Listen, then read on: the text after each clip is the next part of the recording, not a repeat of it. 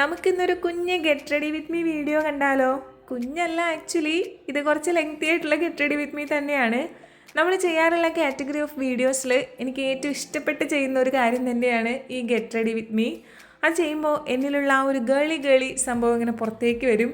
ഞാനാണെങ്കിൽ ഭയങ്കര എൻജോയ് ചെയ്യാറുണ്ട്. ഒരു പെൺകുട്ടിയായിട്ട് ജനിച്ചതിൽ ഏറ്റവും കൂടുതൽ സന്തോഷിക്കുന്ന ആളാണ് കേട്ടോ ഞാൻ.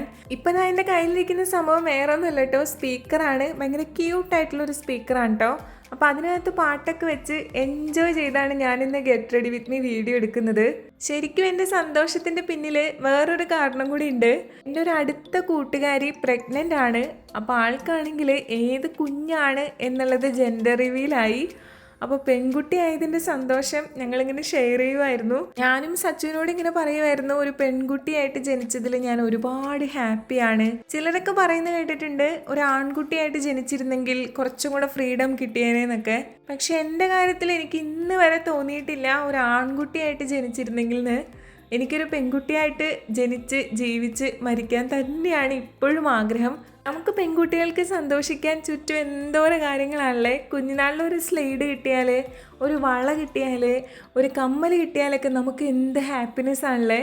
അതേ ഹാപ്പിനെസ് തന്നെയാണ് ഇന്നൊരു ലിപ്സ്റ്റിക് കിട്ടിയാൽ, ഒരു നല്ലൊരു സ്പ്രേ കിട്ടിയാൽ ഒക്കെ നമുക്കത് ഭയങ്കര ഹാപ്പിനെസ്സാണ്.